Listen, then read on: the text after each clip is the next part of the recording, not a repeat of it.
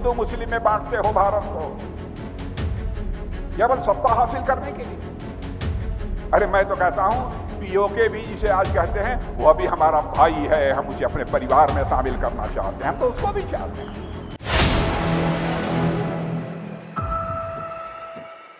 क्यों करते हो हिंदू मुसलमान? क्या राजनाथ सिंह ने अपनी ही पार्टी के नेताओं की तरफ इशारा करते हुए ये बयान दिया है? आज हम इसी पर करेंगे बात। नमस्कार, 4 PM पर आप सभी का स्वागत है। चुनावों के समय राजनीतिक बयानबाजियों में हिंदू मुसलमान का मुद्दा अक्सर उठता है। ऐसी बयानबाजी बीजेपी नेताओं की तरफ से और भी कई दल हैं उनकी तरफ से और उनके नेताओं की तरफ से देखने को मिल जाती है, लेकिन विपक्ष के निशाने पर बीजेपी रहती है। विपक्ष का आरोप रहता है कि बीजेपी अपनी राजनीतिक लाभ के लिए धार्मिक पहचान का इस्तेमाल करती है, जिससे समाज में विभाजन की स्थिति उत्पन्न हो जाती है। वैसे इस प्रकार की राजनीति के कई प्रभाव होते हैं। यह समाज में तनाव बढ़ाता है और विकासात्मक मुद्दों से ध्यान भी भटकाता है। राजनीतिक दलों को चाहिए कि वे सभी समुदायों के बीच एकता और सद्भाव को बढ़ावा दें और विकास के मुद्दों पर ध्यान केंद्रित करें, न कि हिंदू मुसलमान करके। जी हाँ, देश में जब भी कोई चुनाव आता है तो धर्म और जाति की राजनीति तेज हो जाती है। शायद ऐसा लगता है कि देश के मतदाताओं के लिए हिंदू मुस्लिम ही सबसे बड़ा मुद्दा हो।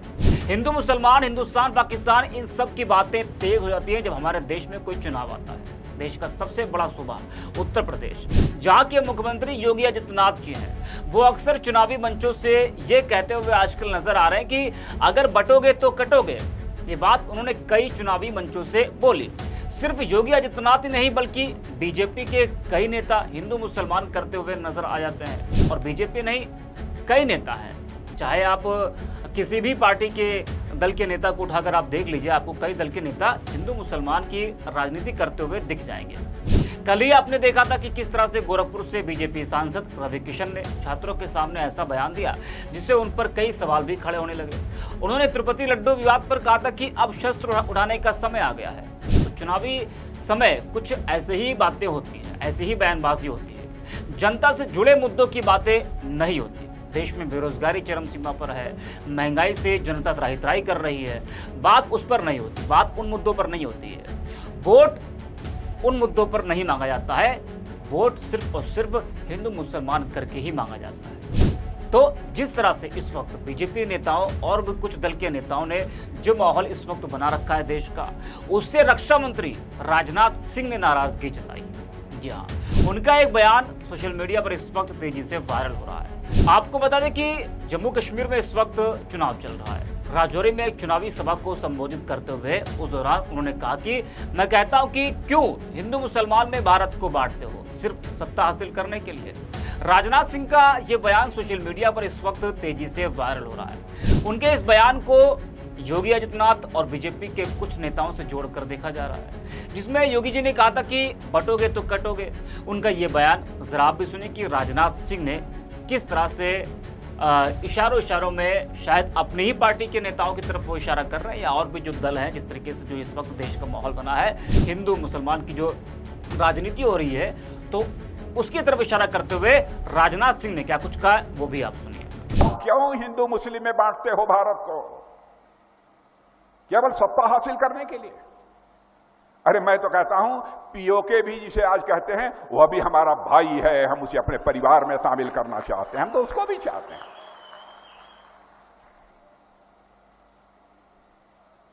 कुछ लोग कहते हैं पाकिस्तान से बात करो।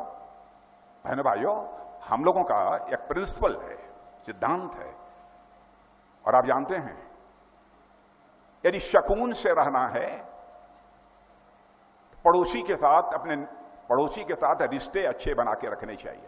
हम भी जितनी भी हमारी पड़ोसी नेबरिंग कंट्री हैं, सबके साथ हम रिलेशंस अच्छे बना के रखना चाहते हैं। पाकिस्तान के साथ भी रखना चाहते हैं, सबके साथ रखना चाहते हैं। लेकिन वो टेररिज्म को बढ़ावा देते रहें और हम उनके साथ अच्छे रिलेशंस बनाते रहें, यह कैसे होगा? दोनों काम नहीं हो सकता। वो गारंटी दें इस बात की कि हम टेररिज्म भारत की धरती पर किसी भी सूरत में होने नहीं देंगे, हम उन्हें गले से लगाने के लिए तैयार हैं, उनके साथ हम बातचीत करने के लिए तैयार हैं।